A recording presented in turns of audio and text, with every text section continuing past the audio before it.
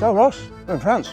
We are. Yeah, we've got 2 Suzukis on Michelin tyres. We've got 2 days. Just 2 days. Sort of see a bit of France that most people skip past usually. Yeah. People that got a bit more time. We've only got 1 night stopover, a day either side. Let's see what we can see, eh? Sounds good.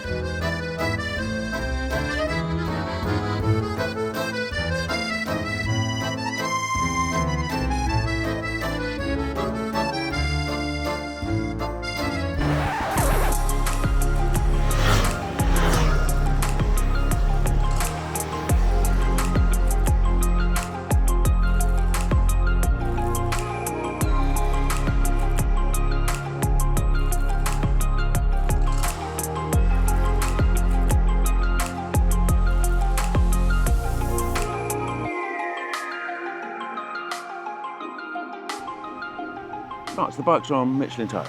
Yes, they are. And but Michelin don't just do tyres. They do restaurants. They do restaurants and they do guides. Ah. Like this one, which is the battlefields of the Somme.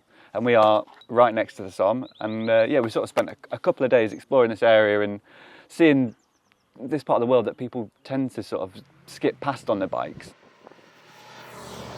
Obviously, people will come for the history. Yeah, of course, yeah, because a lot of, particularly from the First World War, there's a lot of history around here. It's the Somme. Yeah, exactly. But this is a really interesting thing because this is a modern guide, but they also did a illustrated guide to the battlefields right early on during the First World War. Right. Which is kind of mind-blowing. So this is actually published during the First World War, published in 1917. Yeah. So when the war was still in action, and they did a guide to the battlefields. Yes. Wow. I know. We've come cross country from the train, heading towards Amiens, which we stayed last night. Yeah. Beautiful city. Really nice. Loads of history, loads of culture. Yeah, just a lovely place to spend the night. And then today we're kind of going to pick our way back up to the coast, essentially, and then skirt our way across the 2K and then back to Calais and then scarper off home. But yeah, I've been really surprised at what a lovely part of the world it is. What great riding it has been had. Beautiful scenery.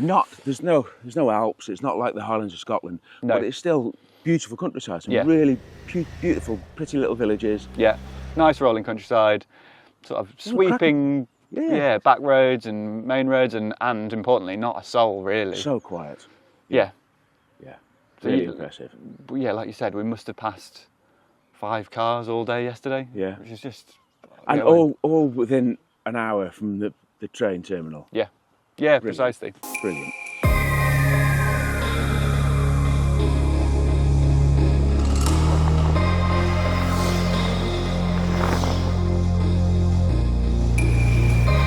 So although lots of people blitz past this area to head south, a lot of people do come here because there is a lot of history from both World Wars, and a lot of people come to see the battlefields or the cemeteries. Yeah.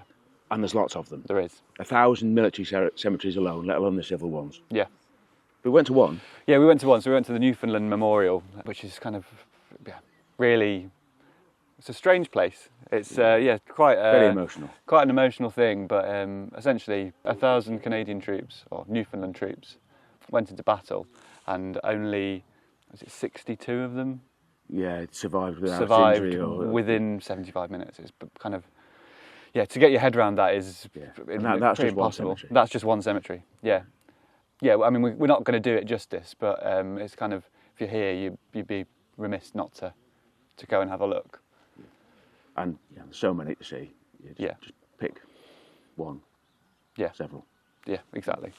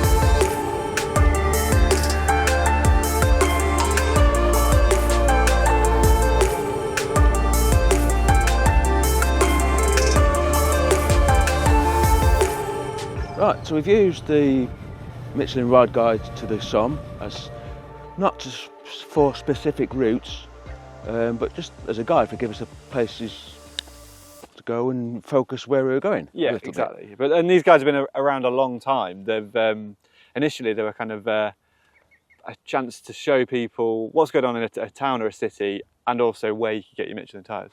Yeah, you're right there, and this is going back 80 plus years. Yeah, they had a guide of all the towns in France that were Michelin stockists, with a little map with it as well. Yeah. Just at the start of the Second World War, the War Department in America realised that was a really good thing for reference purposes, so they printed their own version. Bloody hell. It's quite a hefty book, quite a hefty Imagine tome. lugging that round. There's 1,100 pages full of details of all the little towns in France and Michelin dealers, which is fascinating. So Michelin aren't just about tyres and posh restaurants. No. Tyres. Tyres though. Yeah. Michelin tyres on both bikes. Yep. So we've got the Power 6s on the Hayabusa, and then the Road 6s on the SV650. So the Power 6s are a slightly sportier tyre, Yep. slightly less tread on them. It looks like we've been really fortunate with the weather, Yeah. and we have been, but we have seen some wet roads. Yes. I was a little bit dubious how the Power 6 would be on the wet roads. Not an issue. Not an issue. At all. No. And these are, even more. Yeah, so they're more of an all-year-round sport touring tyre, and bang on for this kind of riding. Yeah, we've seen a little bit of everything, and been really good. Yeah. And some people might say we've had a bizarre choice of bikes.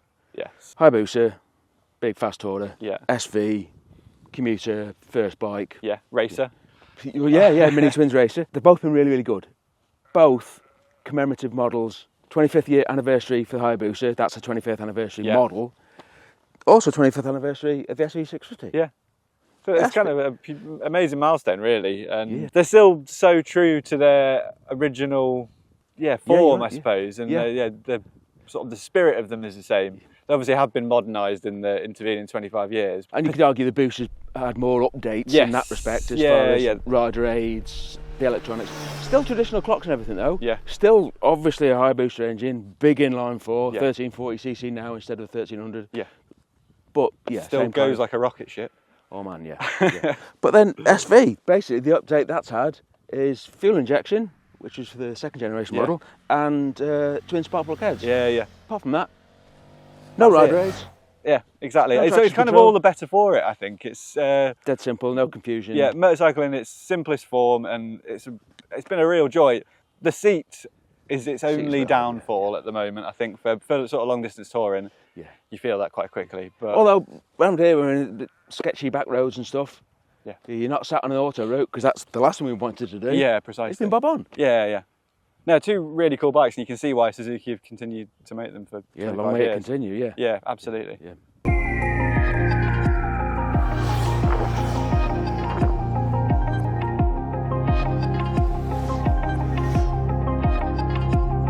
It's time to say goodbye to flat northern France. Yeah, it's not very flat, is it? Not particularly, but it's been a pleasure. And yeah, so we're 30 minutes from Calais, and then another 30 minutes on the Channel Tunnel back to Kent. Yeah. So it is as easy as that. You can be back home on British soil in an hour from here. Yeah, and to open my eyes to what's available. You could come and play for a day if you wanted to. You could.